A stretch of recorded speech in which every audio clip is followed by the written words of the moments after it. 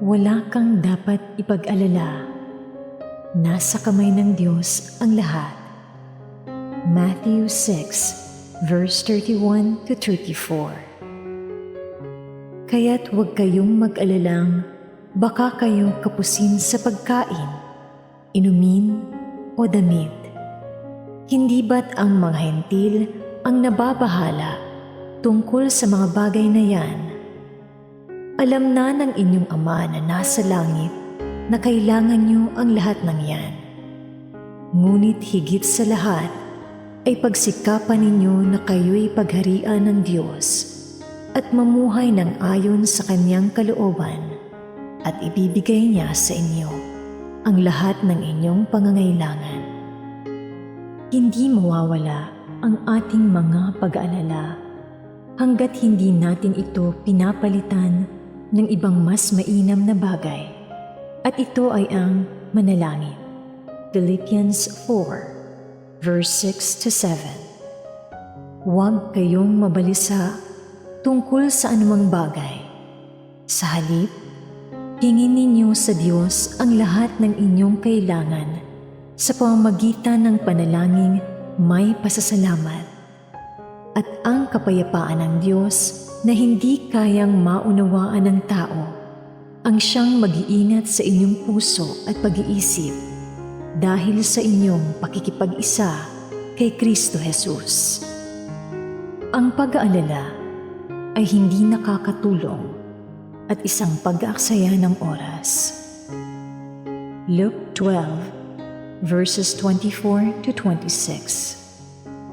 Tingnan ninyo ang mga uwak. Hindi sila nagtatanim ni umaani man. Wala rin silang bodega o kamalig, ngunit pinapakain sila ng Diyos. Higit kayong mahalaga kaysa sa mga ibon. Sino sa inyo ang makakapagpahaba ng kanyang buhay ng kahit isang oras sa pamamagitan ng pangangamba? Kung hindi ninyo magawa ang ganoong kaliit na bagay, bakit kayo nangangamba tungkol sa ibang mga bagay? Magtiwala kay Kristo, higit sa iyong sarili.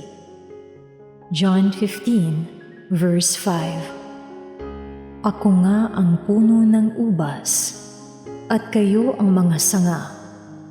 Ang nananatili sa akin, at ako sa Kanya, ang siyang nagbubunga ng sagana, sapagkat wala kayong magagawa kung kayo'y hiwalay sa akin.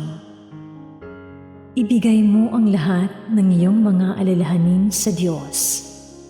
First letter from Peter 5, verse 7. Ipagkatiwala ninyo sa Kanya ang inyong mga alalahanin sa buhay, sapagkat Siya ay nagmamalasakit sa inyo. Huwag kang mag-alala kahit sa mga dumarating na pagsubok. Magtiwala ka sa Diyos. Jeremiah 17, verse 7 to 8. Mapalad ang mga taong nagtitiwala kay Yahweh. Pagpapalain ang umaasa sa Kanya. Katulad niya'y isang punong kahoy na nakatanim sa tabi ng batisan. Ang mga ugat ay patungo sa tubig. Hindi ito manganganib kahit dumating ang tag-init, sapagkat mananatiling luntian ang mga dahon nito. Kahit hindi umulan, ay wala itong aalalahanin. Patuloy pa rin itong mamumunga. Magsanay na harapin ang bawat araw. Huwag mag-alala sa mga posibleng mangyari kinabukasan. Matthew 6, verse 34. Kaya nga, huwag ninyong ikabalisa ang para sa araw ng bukas, dahil ang bukas ang bahala sa sarili nito. Sapat na ang inyong mga suliranin sa bawat araw.